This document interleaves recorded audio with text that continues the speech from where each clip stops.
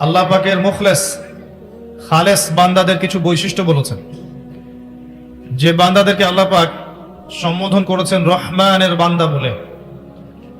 আমরা কি রহমানের বান্দা হতে চাই, নাকি শয়তানের বন্ধু হতে চাই? আমরা সবাই চাই রহমানের বান্দা হতে, তাই নয় কি? এর জন্য আল্লাহ পাক কিছু বৈশিষ্ট্য বলেছেন এই সূরার 63 নম্বর আয়াত থেকে শেষ পর্যন্ত। আজকে আমরা খুব সংক্ষিপ্ত সময়ের মধ্যে শুধু মূল বিষয়গুলো জানার চেষ্টা করবো ইনশাআল্লাহ তাআলা। ওয়া মা তাওফীকি ইল্লা বিল্লাহ আলাইহি তাওয়াক্কালতু ওয়া ইলাইহি উনীব। আমরা দোয়া করি আল্লাহ পাক আলোচনা আমাদেরকে শুনে বুঝে আমল করার তৌফিক দান করুন, আমিন। আল্লাহ পাক প্রথমে বলেছেন বিসমিল্লাহির রহমানির রহিম, ওয়া ইবাদুর রহমানিল্লাযীনা ইয়ামশুনা আলাল আরদি হাওনা ওয়া ইযা খাতাবাহুমুল জাহিলুন ক্বালু সালামা।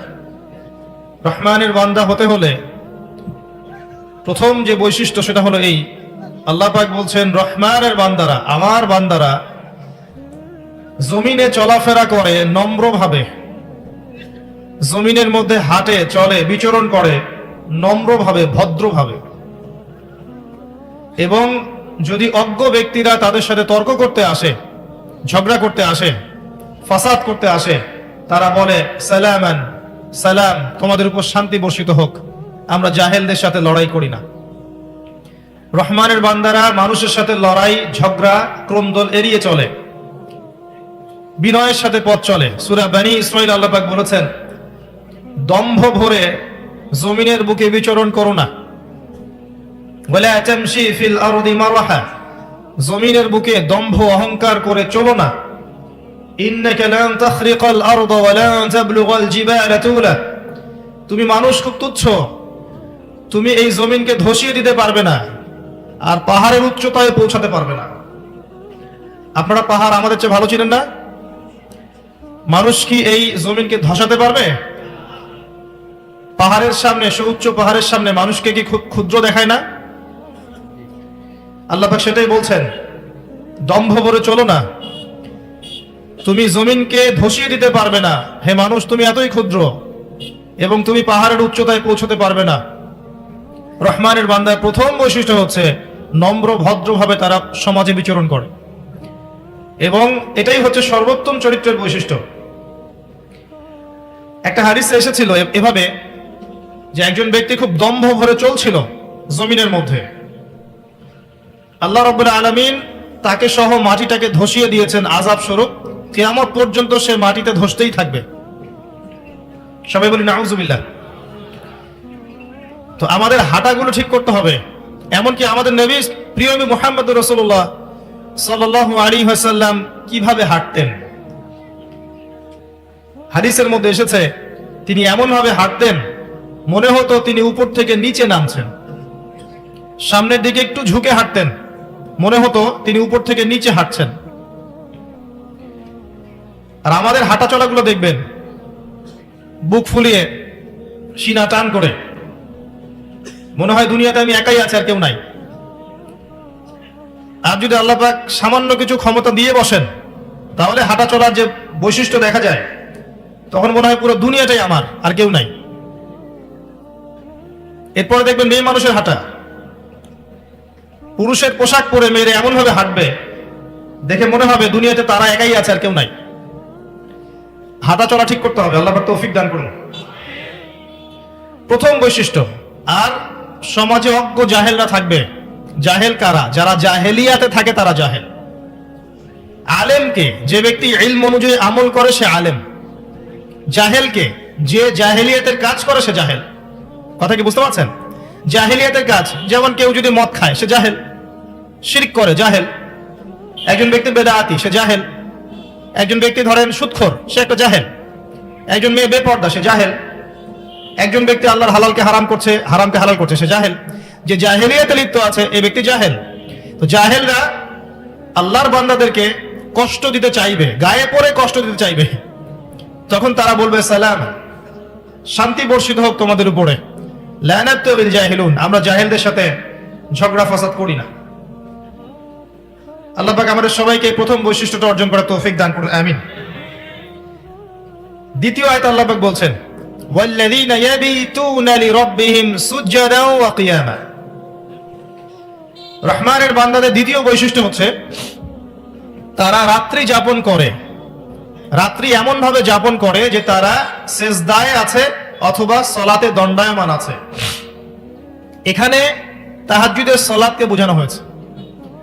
মূলত রাতের সালাত মাগরিব এবং ইশার সালাত, কিন্তু রাত্রি যাপন বলতে বোঝানো হয় বিছানা থেকে উঠে, ঘুমানোর পর বিছানা থেকে উঠে আবার আল্লাহর সামনে দাঁড়ানো। এটা হচ্ছে শেষ রাতের সালাত বা তাহাজ্জুদের সালাত।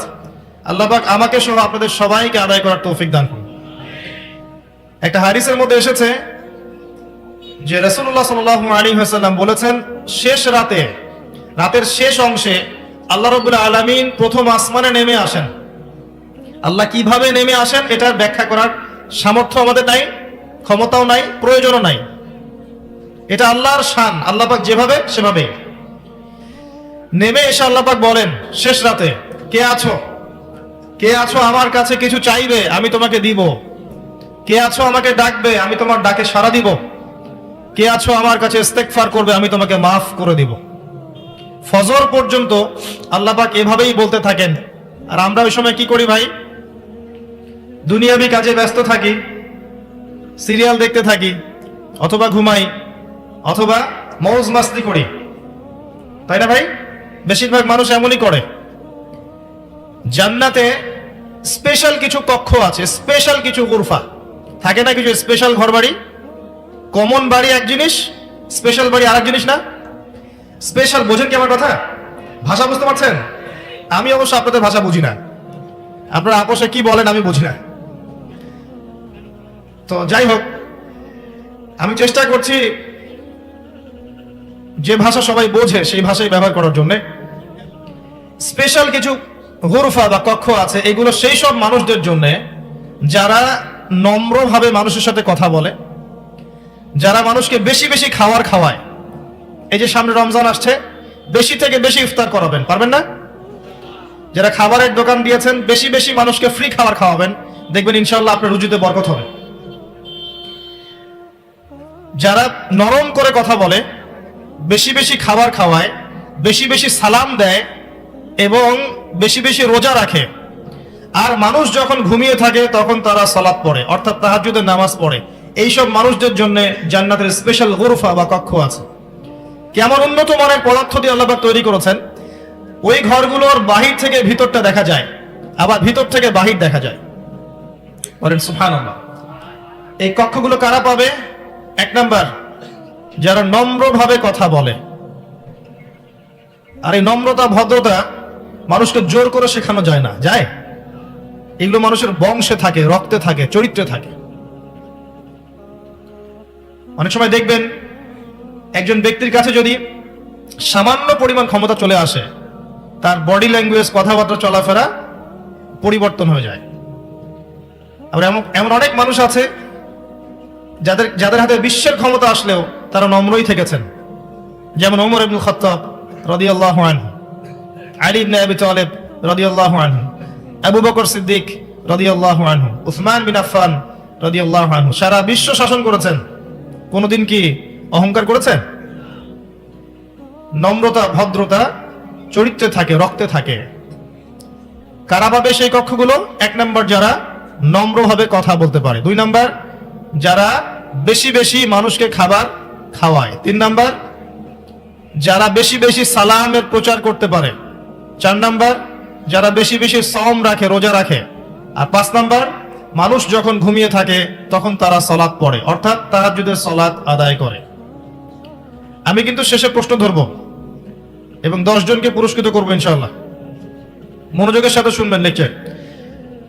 রাত্রি যাপন করে যারা আল্লাহর স্মরণে, অর্থাৎ তাহাজ্জুদের নামাজ যারা আদায় করে। এখন মনে করেন আপনি নিয়মিত তাহাজ্জুদ পড়েন, কোনোদিন উঠতে পারলেন না, আপনার ফজিলত হচ্ছে আপনি যে ঘুমিয়ে গেছেন ওই রাতে, ঘুমানোর বদলে আল্লাহ পাক আপনাকে নামাজের নেকি দিয়ে দিবেন ইনশাআল্লাহ। যারা নিয়মিত পড়ে, অন্তত পক্ষে 2টা রাকাত নামাজ পড়ে যদি ঘুমাতে পারেন, তাও রাতের নামাজের হক আদায় হবে ইনশাআল্লাহ। এখন আমরা তো ঘুমাই সবাই 12টার পরে, তাই না? ম্যাক্সিমাম 12টা, 1টা, 2টা। মাহফিলের সিজনে তো রাত্রে ঘুম হয় না, স্বাভাবিক।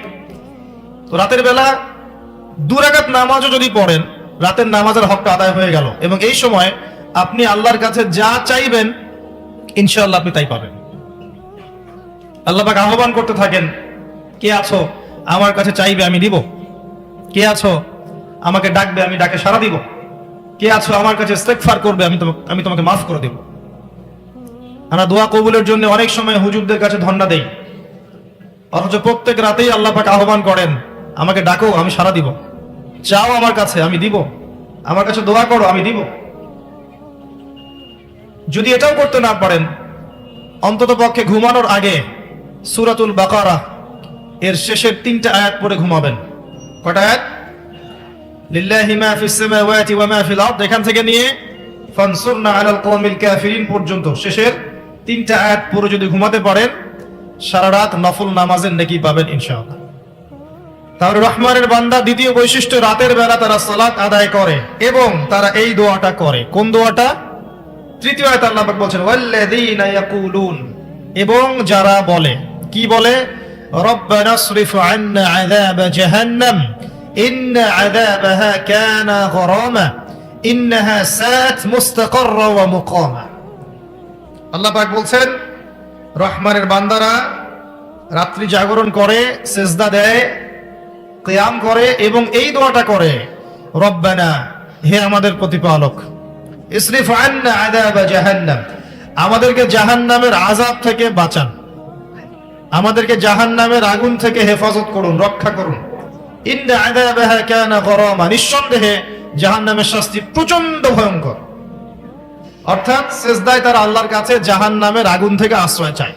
এই দোয়া না করতে পারলেও এটা তো বলতে পারেন, আল্লাহুম্মা আতিনা ফিদ দুনিয়া হাসানা ওয়া ফিল আখিরাতি হাসানা ওয়া কিনা আযাবান নার, এই তো এটাও হয়ে গেল। অথবা সকালে সন্ধ্যায় 7 বার বলতে পারবেন, আল্লাহুম্মা আজিরনি মিনান নার, আল্লাহুম্মা আজিরনি মিনান নার। ইনশাআল্লাহ ওই ব্যক্তি সারা দিনে মারা গেলে জাহান্নাম থেকে বেঁচে যাবে, রাতের বেলা মারা গেলে জাহান্নাম থেকে বেঁচে যাবে ইনশাআল্লাহ। সবচেয়ে সহজ এটা, আল্লাহুম্মা আজিরনি মিনান নার। অথবা এটাও বলতে পারেন, রব্বানা আসরিফ আন্না আযাব জাহান্নাম ইন্না আযাবাহা কানা গরামা।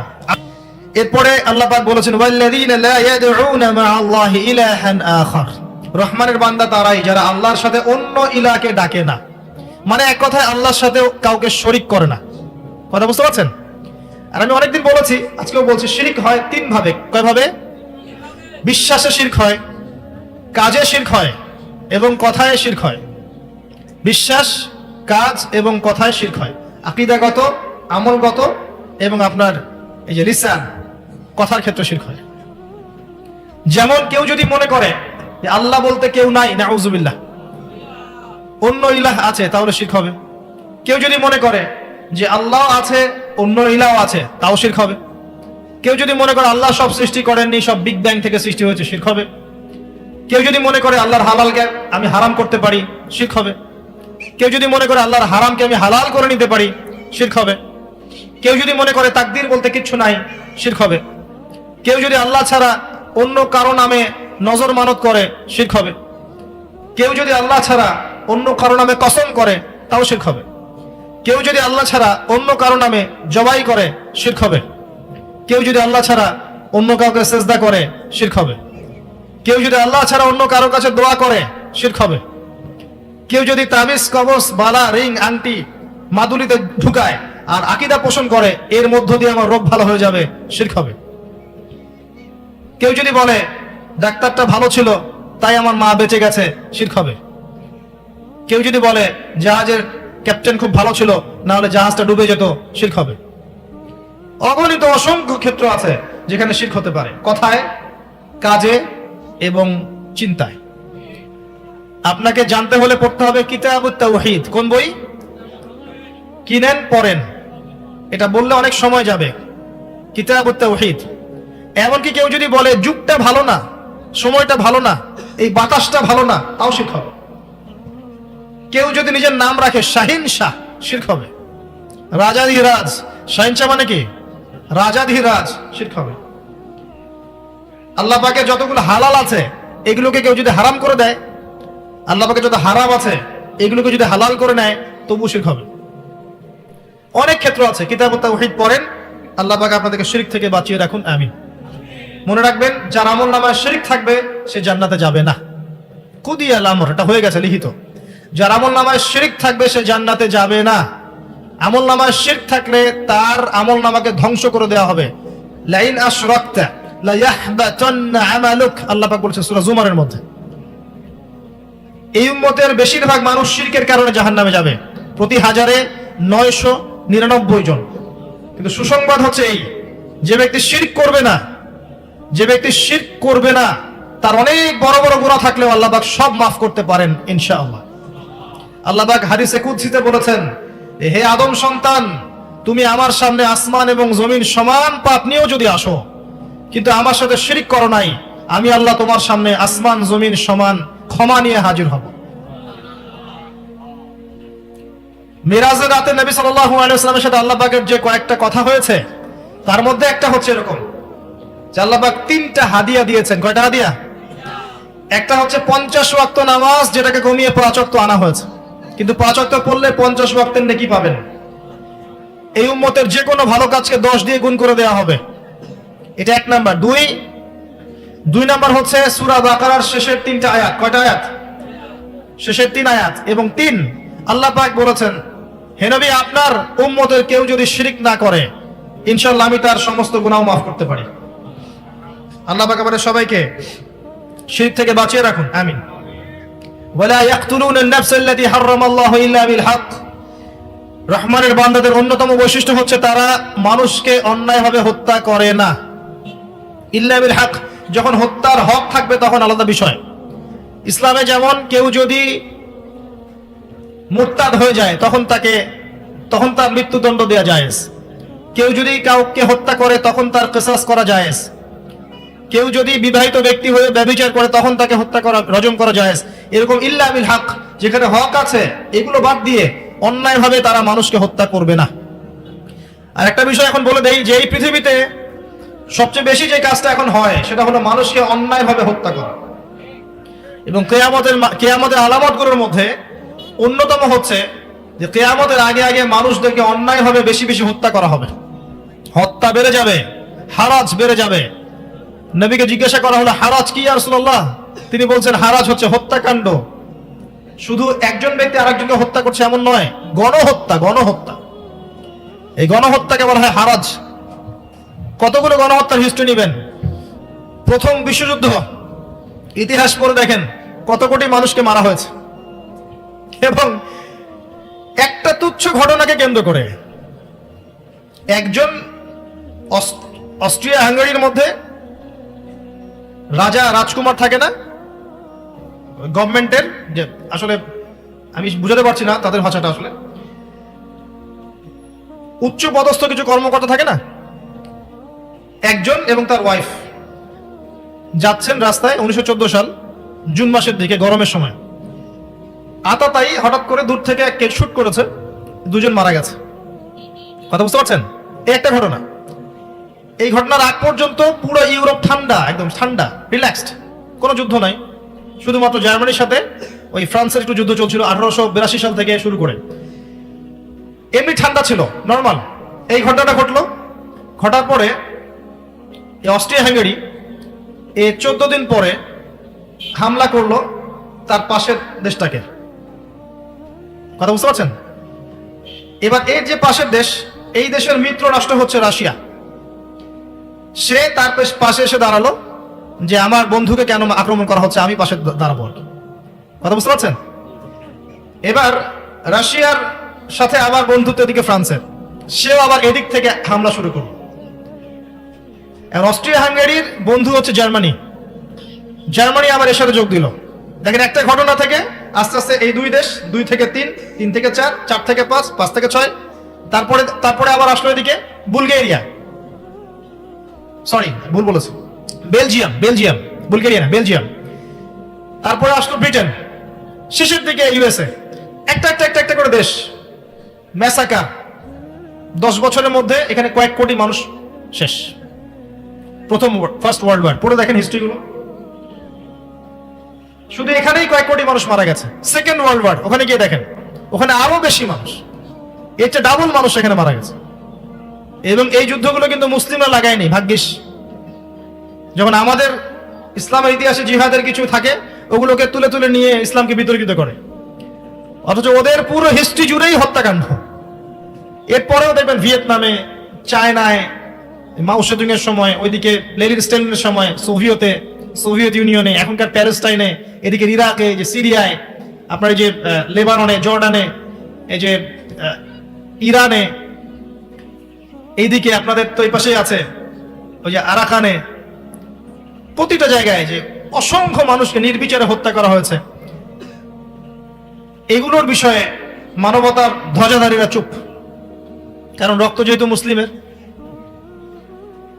আল্লাহ পাক বলছেন রহমানের বান্দারা অন্যায় ভাবে কাউকে হত্যা করবে না। আপনাদেরকে তথ্য দেই একটা। রাসূলুল্লাহ সাল্লাল্লাহু আলাইহি ওয়াসাল্লাম যখন জীবিত ছিলেন এবং 4 খলিফার সময় পর্যন্ত সব মিলিয়ে হয়তো বা 100টা বা 110টার মতো যুদ্ধ হয়েছে। কথা বুঝতে পারছেন? 23 বছর নবী সাল্লাল্লাহু আলাইহি ওয়াসাল্লামের নবুয়ত জীবন, তারপরে আরো 30 বছর খেলাফত, আবু বকর, ওমর, উসমান, আলী রাদিয়াল্লাহু আনহুম আজমাইন। এই যে প্রায় 30, 20, 50, 53, এই 53 বছরের যে ঘটনা, এই 53 বছরের মধ্যে হয়তো দেখবেন আপনি 100 থেকে 110-20টা যুদ্ধ হয়েছে হাইয়েস্ট। এর মধ্যে সব মিলিয়ে 10,000 মানুষও মারা যায় না। আমার কথা কি বুঝতে পারছেন? সব মিলিয়ে, শত্রু মিত্র সব মিলিয়ে 10,000 মানুষও মারা যায় নাই। হিস্ট্রি ঘেটে দেখেন, শুধু ফার্স্ট ওয়ার্ল্ড ওয়ারে এরা কয়েক কোটি মানুষকে হত্যা করেছে। তারপরে এরাই মুসলিমদেরকে বলবে মুসলিমরা জঙ্গি, মুসলিমরা সন্ত্রাসী। আর আমরা এগুলো গিলবো, হজম করব।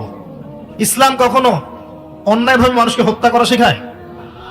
ইসলাম কখনো এটাও শিখিয়েছে জোর করে কাউকে মুসলিম বানাতে হবে? একজন মানুষ ইসলাম কবুল করবে না, তাকে কি জোর করে কবুল করানো যাবে? জায়েজ আছে? কোন আলেম বলেছে জায়েজ আছে? আল্লাহ নিজে বলছেন রহমানের বান্দা হতে হলে অন্যায়ভাবে কাউকে হত্যা করা যাবে না। সব সমস্যা ইসলামের সাথে, আর আমরা এগুলো হজম করি আর গিলি। কারণ আমরাও টেবিল উল্টাতে পারছি না। পড়াশোনা করেন, জ্ঞান অর্জন করেন, দেখবেন পৃথিবীতে একমাত্র শান্তি মানবতা রিলিজনের নাম কি? কোনো সন্দেহ আছে?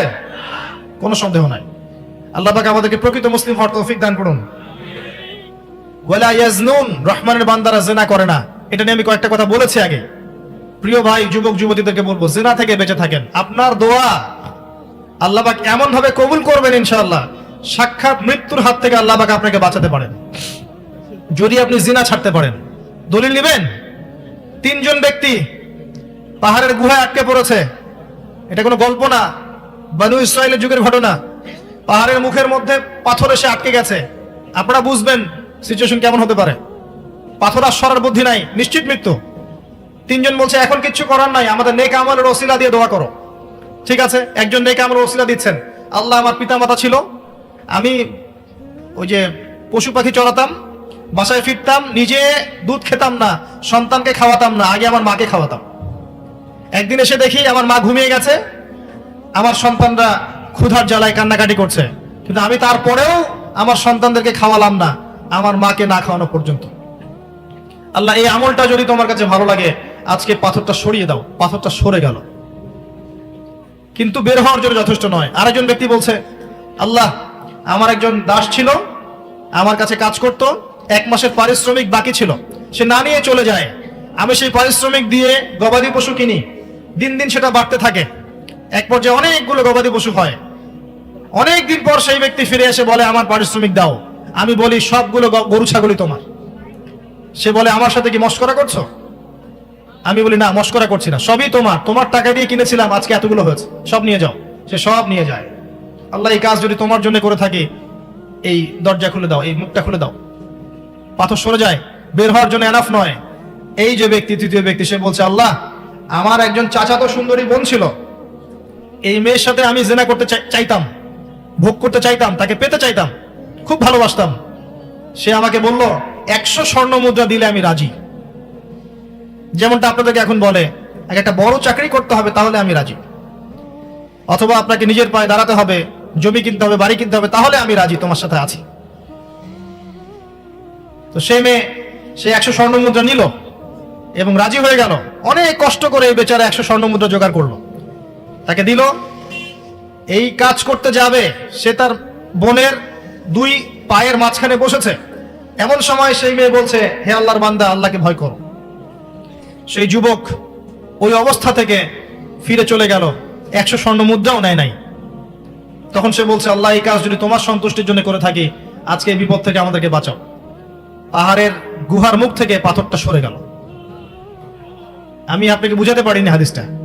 যদি আপনি জিনা ছাড়তে পারেন, আল্লাহ পাক আপনার দোয়া এমন ভাবে কবুল করবেন ইনশাআল্লাহ, যে আপনাকে আল্লাহ পাক সাক্ষাৎ মৌতের হাত থেকে বাঁচাতে পারেন। এটা হচ্ছে রহমানের বান্দাদের অন্যতম বৈশিষ্ট্য। ওয়ালা ইয়াজনুন ওয়া মান ইয়াফআল যালিকা ইয়ালকা আসামা। কিন্তু কেউ যদি এই কাজ করে, তাকে জাহান্নামের অতল তলে নিক্ষেপ করা হবে। শুধু তাই নয়, আল্লাহ বলেন, ইউদাআফ লাহুল আযাবু ইয়াওমাল কিয়ামাহ ওয়া ইয়াখলুদ ফীহি মুহানা। কিয়ামতের মাঠে এই শাস্তিকে ডাবল বাড়িয়ে দেওয়া হবে। নাউযুবিল্লাহ। শাস্তি তো আমি আপনাকে কয়টা বললাম, গোশত খাওয়া আর ওই চুলার শাস্তি, ওইটাই সেই মুহানা। বুঝতে পারছেন?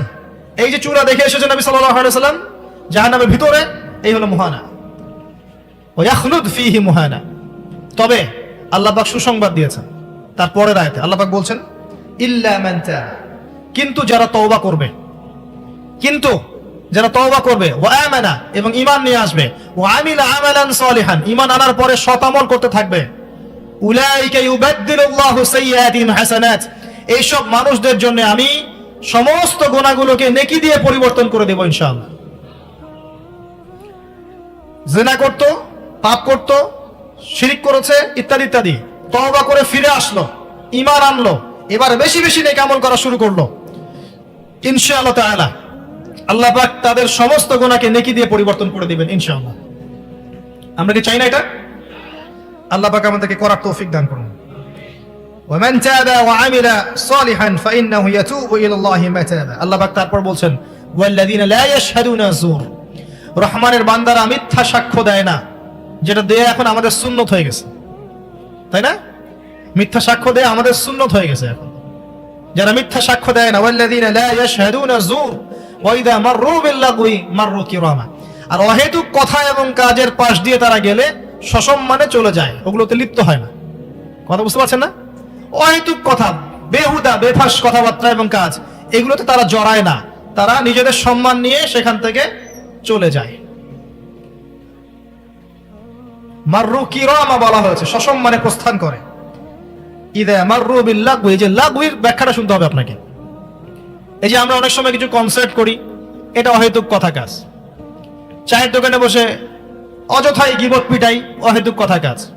ছেলে পেলে দেখবেন গোল হয়ে এক জায়গায় বসে আছে, মোবাইল ফোনে লুডু খেলছে, অহেতুক কথা কাজ। সারা রাত ধরে আপনি অহেতুক পর্নোগ্রাফি দেখছেন, অহেতুক। মহিলাদেরকে বসিয়ে দেন, আপোষে গিবত তৌমত করতে করতে শেষ। চায়ের দোকানে বসেছেন, অন্য জায়গায় বসেছেন, বাজারে বিশ্ব অর্থনীতি রাজনীতি আলাপ করতে করতে শেষ। যার কোনো জ্ঞানই নাই আপনার, আপনি বুঝেনই না, কিন্তু আলাপ করতে শেষ। আপনার ওই কথায় কিছুই কিন্তু এসে যায় না শুনে। অহেতুক কথা এবং কাজের বিষয়গুলো থেকে দেখলে রহমানের বান্দারা সসম্মানে পাশ কাটিয়ে চলে যায়, সম্মান নিয়ে চলে যায়, ওখানে লিপ্ত হয় না। এটা রহমানের বান্দাদের অন্যতম বৈশিষ্ট্য। ওয়াল্লাযীনা ইযা যুক্কিরু বিআয়াতি রাব্বিহিম লাম ইয়াখিরু আলাইহা সুম্মা ওয়া উমিয়ানা। যখন রহমানের বান্দাদেরকে আল্লাহর আয়াত পড়ে শোনানো হয়, মানে আল্লাহ এবং তার রাসূলের বিধানগুলো শুনিয়ে দেওয়া হয়, তারা বধির অন্ধের মতো আচরণ করে না। কথা বুঝতে পারছেন? শুনেও কিছু প্যারালাইজ রোগী আছে, শুনলো, কান দিয়ে ঢুকলো, আর কান দিয়ে বের করে দিল, শেষ। হ্যাঁ, কোরআনে আছে, হাদিসে আছে, শুনলাম, শুনলো এক কান দিয়ে বের করলো, শেষ। রহমানের বান্দারা এমন অথর্ব প্যারালাইজ রোগী নয়, তারা রিয়্যাক্ট করে। সূরা আনফালের মধ্যে আছে না, যখন তাদের সামনে আল্লাহর আয়াত তেলাওয়াত করা হয়, যাদাতহুম ঈমানা, ঈমান বেড়ে যায়, আল্লাহর উপরে তাওয়াক্কুল শুরু হয় তাদের। রহমানের বান্দারা এমন হয় না যে তাদের সামনে কোরআন এবং হাদিস থেকে ওয়াজ করা হচ্ছে, নসিহত করা হচ্ছে, বোঝানো হচ্ছে, তারা শুনছে না, অন্ধের মতো দেখছে না, গবাদি পশুর মতো পড়ে আছে, এমন তারা হবে না। কারা হবে এমন? সূরা আরাফের 179 নম্বর আয়াত পড়ে দেখেন, আল্লাহ পাক বলেছেন, ওয়ালাকাদ যারানা লিজাহান্নামা কাসীরাম মিনাল জিন্নি ওয়াল ইনস। প্রচুর জিন আর মানুষকে দিয়ে আমি জাহান্নাম পূর্ণ করব। অপরাধ, লাহুম কুলুবুন লা ইয়াফকাহুনা বিহা, যাদের কলব ছিল উপলব্ধি করতো না। রহমানের বান্দারা এমন হবে না। ওয়ালাহুম আযানুন লা ইয়াসমাউনা বিহা, কান ছিল শুনতো না। রহমানের বান্দারা এমন হবে না। ওয়ালাহুম আ'য়ুনুন লা ইউবসিরুনা বিহা, যাদের চোখ ছিল দেখতো না। রহমানের বান্দারা এমন হবে না। যারা হবে উলাইকা কাল আনআম, এরা হচ্ছে গবাদি পশুর মতো। দে আর জাস্ট লাইক ক্যাটলস, গবাদি পশু। গরু ছাগল এদের চেয়ে ভালো, বাল হুম আদল, বরং তার চেয়েও তারা নিকৃষ্ট। ওয়া উলাইকা হুমুল গাফিলুন, এরা হচ্ছে গাফেল সম্প্রদায়। আমার মনে হয় আল্লাহর আয়াতগুলো অনুবাদ করার চেয়ে বেশি ওয়াজ আমি করতে পারবো না। আল্লাহ পাক আমাদেরকে রহমানের বান্দা হওয়ার তৌফিক দান করুন। ওয়াল্লাযীনা ইয়াকুলুন, এবং রহমানের বান্দারা এই দোয়াটাও করে। কোন দোয়া?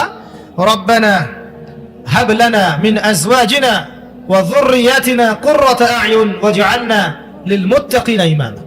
রহমানের বান্দারা দোয়া করে, হে আল্লাহ, আমাদের স্ত্রীদেরকে, আমাদের সন্তানদেরকে, বা আমাদের স্বামী, আমাদের সন্তানদেরকে এমন বানিয়ে দিন যাদেরকে দেখলেই আমাদের চক্ষু শীতল হয়ে যায়।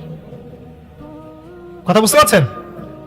এটা কখন হবে? যখন পারিবারিক আদর্শ ঠিক থাকবে। অর্থাৎ রহমানের বান্দারা আদর্শ পরিবার গড়ার চেষ্টা করে, এবং এই দোয়া আল্লাহর কাছে বেশি বেশি করে। কারণ নিজে চেষ্টা করলেই সব হয় না, আসলে নিজে চেষ্টা করলে আসলে সব হয় না। আল্লাহর তৌফিক লাগে, আল্লাহর কবুলিয়াত লাগে। হাজার চেষ্টা করে গেলেন, আল্লাহ কবুল করলো না, লাভ নাই। আবার আল্লাহ পাক অটোমেটিকলি নুসরা নাজিল করবেন না, সাহায্য নাজিল করবেন না যদি আমরা চেষ্টা না করি। দুটোর মধ্যে একটা ব্যালেন্স করতে হবে, চেষ্টাও করতে হবে, দোয়াও করতে হবে। আমার কথা কি বোঝা যায় ভাই? এটা হচ্ছে রহমানের বান্দাদের বৈশিষ্ট্য। আর দু একটা কথা বলে আল্লাহ পাক শেষ করেছেন। এই যে কাজগুলো যারা করবে, প্রথম থেকে আসেন, এই যে কাজগুলো যারা করবে, এক নাম্বার কি ছিল?